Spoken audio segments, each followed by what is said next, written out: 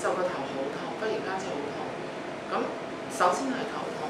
其次就一路上就到個頸，即係個頸嘅部位啦。咁再上咧就係個眼，個眼係刺痛，開頭係刺痛。咁但係咧就瞓着咗之後，眼就冇刺痛啦。但係咧個頭咧就會夜晚瞓着都痛醒，好辛苦，飆晒汗。咁起身要食止痛藥咁樣。咁同埋咧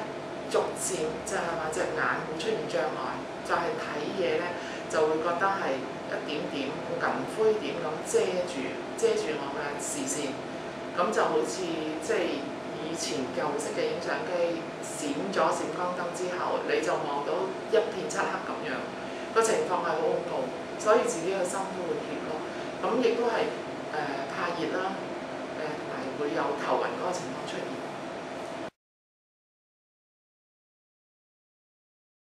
接受唔到，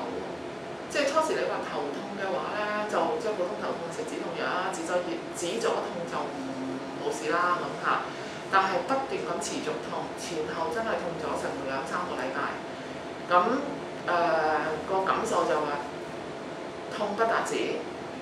係旁人咧，甚至乎屋企人啊、醫護人員啊，佢唔會了解到我嗰個痛嗰個辛苦，即係當你係蛇龜啊，當你誇張啊。但係呢個經歷係痛到你頸又痛、頭又痛，甚至乎隻眼都刺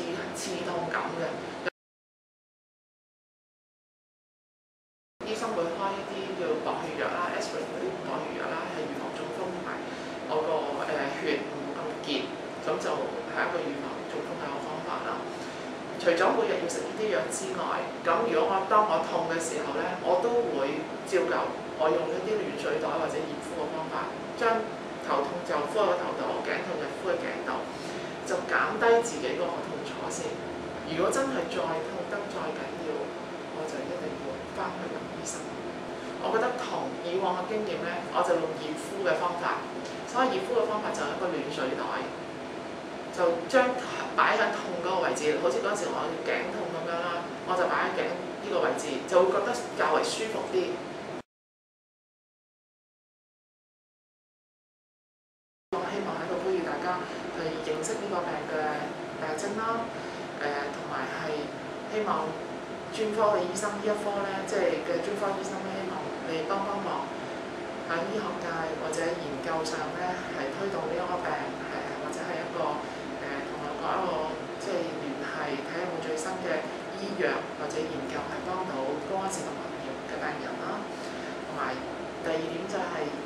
醫科嘅同學，即係學緊醫科嘅同學或者前線嘅醫護人員咧，因為我哋普通嘅普羅大眾市民求診嘅時候，未必個個可以立即去到私家醫院，而最前線就係普通科或者急症室嘅求診㗎啦。咁希望你哋能夠即係認識呢個病嘅病徵，唔好當咗係一啲普通嘅頭痛或者感冒，因為同好相類似嘅，因為我哋咁樣痛法，咁就係病情就唔好。即係靠估啦，病人都唔想自己靠估，希望詳細個檢查，認真啲檢查，對症下藥。而第三點就係希望，如果而家患有呢一個高安氏動脈炎嘅市民或者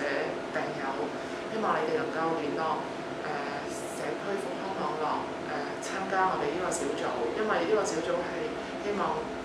大家同路人去參與一個互相支持鼓勵啦，同埋一個分享翻我哋康復嘅過程。有啲咩心得啦，咁同埋係用同路人嘅力量咧，希望我哋往後嘅人生更加積極，同埋亦都係做一啲預防同埋教育性嘅工作，令到如果真係潛在有一個隱性病嘅朋友未有咁嘅病發出嚟，而有一啲不尋常嘅痛症或者係頭痛，就希望佢哋能夠早啲去覺察，做到一個預防工作，避免咗即係日後中咗風或者係有咁嘅，好似我咁樣塞咗條大動脈都唔想。